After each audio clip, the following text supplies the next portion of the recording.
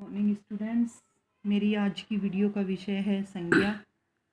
आज हम पढ़ेंगे संज्ञा के बारे में। संज्ञा क्या है, संज्ञा किसे कहते हैं और भिन्न भिन्न संज्ञाओं का उपयोग हम किस प्रकार कर सकते हैं। तो सबसे पहले जानते हैं हम संज्ञा की परिभाषा क्या है, संज्ञा किसे कहते हैं। संज्ञा क्या है? संज्ञा एक विकारी शब्द है। विकारी अर्थात जिसका परिवर्तन किया जा सके। हिंदी व्याकरण में संज्ञा एक विकारी शब्द है जिसका हम परिवर्तन कर सकते हैं, उसमें बदलाव कर सकते हैं। तो सबसे पहले आइए हम पढ़ते हैं संज्ञा की परिभाषा। किसी व्यक्ति, वस्तु, स्थान, प्राणी, गुण, भाव आदि के नाम को संज्ञा कहते हैं। तो हमें पता लगा कि संज्ञा की परिभाषा क्या है। किसी व्यक्ति, वस्तु, स्थान, प्राणी, गुण, भाव आदि के नाम को संज्ञा कहते हैं।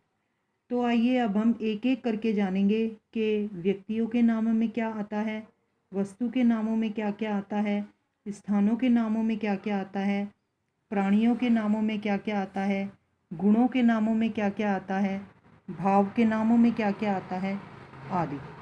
तो सबसे पहले व्यक्तियों के नामों में क्या आता है वो हम देखेंगे। तो व्यक्तियों के नामों में किसी विशेष व्यक्ति का नाम आता है, जैसे सचिन, जवाहरलाल नेहरू, रमेश। इसके बाद वस्तुओं के नामों में क्या क्या आता है। जो वस्तुएं हमें दिखाई देती हैं उनका हम नाम यहाँ पर लिखेंगे, जैसे कलम, मेज, घड़ी, पंखा आदि। जो चीज़ें हमें दिखाई देती हैं, जो वस्तुएं हमें दिखाई देती हैं, उनका नाम हम यहाँ पर ऐड कर सकते हैं। तो नंबर 3 पर आता है हमारा स्थानों के नाम। स्थानों के नामों में क्या क्या आता है। सबसे पहले दिल्ली, चेन्नई, पंजाब, भोपाल। इसमें और भी हम कई नामों को ऐड कर सकते हैं, जैसे हरियाणा, आगरा। ये नाम भी हम इसमें ऐड कर सकते हैं। इसके बाद आता है हमारा प्राणियों के नाम। प्राणियों के नामों में क्या क्या आता है। इसमें छोटे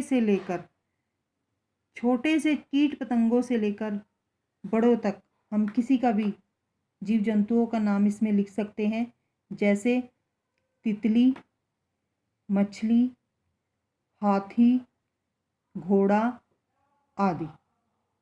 इसके बाद आता है हमारा गुणों के नाम। गुणों के नामों में हम क्या क्या लिख सकते हैं। गुणों के नामों में आता है ईमानदारी, सच्चाई, बेईमानी। बेईमानी भी इसमें आ सकता है क्योंकि गुणों के नाम हैं। गुणों के नामों में अच्छे गुण भी आते हैं और बुरे गुण भी आ सकते हैं। होशियारी। इसके बाद आते हैं भावों के नाम। भावों के नामों में क्या क्या हम लिख सकते हैं। करुणा, दया, क्रोध, प्रसन्नता। तो हमने जाना कि संज्ञा की परिभाषा क्या है, उसके व्यक्तियों के नामों में क्या क्या आता है, व्यक्तियों के नामों में क्या क्या आता है, स्थानों के नामों में क्या क्या आता है, प्राणियों के नामों में क्या क्या आता है, गुणों के नामों में क्या क्या आता है और भावों के नामों में क्या आता है।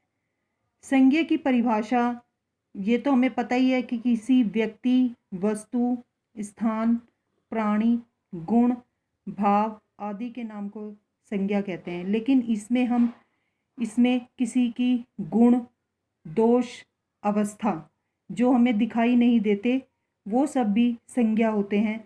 इन सब का नाम ही संज्ञा है। तो इनके नामों के आधार पर ही, इन सभी नामों के आधार को देखते हुए ही संज्ञा के प्रकार बनाए गए हैं। अब हम देखेंगे कि संज्ञा के कितने प्रकार होते हैं। संज्ञा के मुख्यतः 3 प्रकार होते हैं। सबसे पहले आता है हमारा व्यक्तिवाचक संज्ञा, दूसरा जातिवाचक संज्ञा, तीसरा आता है हमारा भाववाचक संज्ञा। अब हम देखेंगे कि व्यक्तिवाचक संज्ञा की क्या परिभाषा होती है, जातिवाचक संज्ञा की क्या परिभाषा होती है, इसमें हम क्या क्या उदाहरण लिख सकते हैं, भाववाचक संज्ञा हम किसे कहते हैं, इसमें हम किन किन उदाहरणों को ऐड कर सकते हैं, ये हम अभी आगे पढ़ेंगे। तो इसके बाद आता है हमारा, सबसे पहले आता है हमारा व्यक्तिवाचक संज्ञा। व्यक्तिवाचक संज्ञा किसे कहते हैं?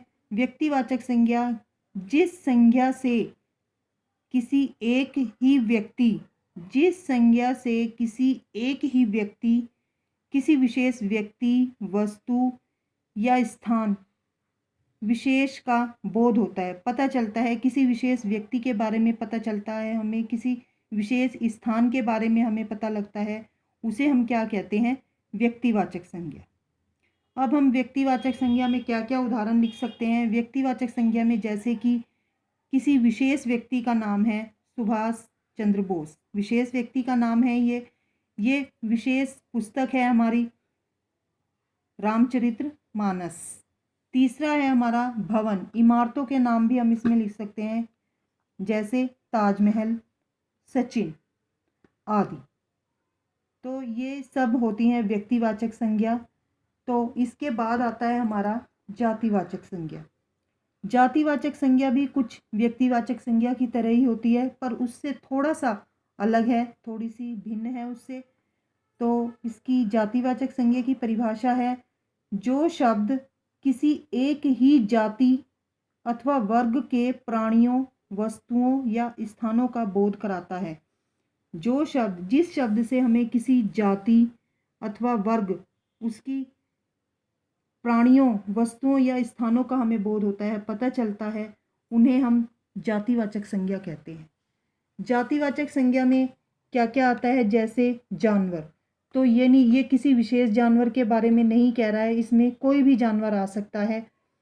ये जानवर जाति का बोध करा रहा है हमें, इसमें कोई भी जानवर आ सकता है, भालू, चीता, हाथी, घोड़ा, कोई भी जानवर इसमें आ सकता है। ये मछली जाति का बोध करा रही है, इसमें कोई भी मछली जाति कोई भी आ सकता है इसमें। इसके बाद आ रहा है हमारा शहर, कुछ ऐसे ही और नाम जैसे वकील, लड़का, चम्मच, कुर्सी आदि। तो इसके बाद सबसे बाद में आती है हमारी भाववाचक संज्ञाएं। अब हम भाववाचक संज्ञाएं किसे कहते हैं? जो हमें भाव दर्शाती हैं किसी चीज़ का। जैसे जिन शब्दों से स्थान, प्राणी आदि के गुण, उसके हमें गुणों का पता लगता है, दोष का पता लगता है, उसकी अवस्था का पता लगता है, दशा का पता लगता है, तो उन्हें हम क्या कहते हैं? भाववाचक संज्ञा। तो भाववाचक संज्ञाओं में हम किन किन उदाहरण को लिख सकते हैं, वो मैं आपको अभी बता रही हूँ। जैसे बचपन, बुढ़ापा, गर्मी, वीरता, गहराई, लंबाई, चौड़ाई, ईमानदारी, मोटापा, दुर्बलता आदि का बोध कराता है। तो हमने पढ़ा भाववाचक संज्ञाओं में हम किस किस को ऐड कर सकते हैं, भाववाचक संज्ञाएं हम किसे कहते हैं, ये मैंने आपको अभी बताया है। तो आज के लिए स्टूडेंट इतना ही। Thank you so much.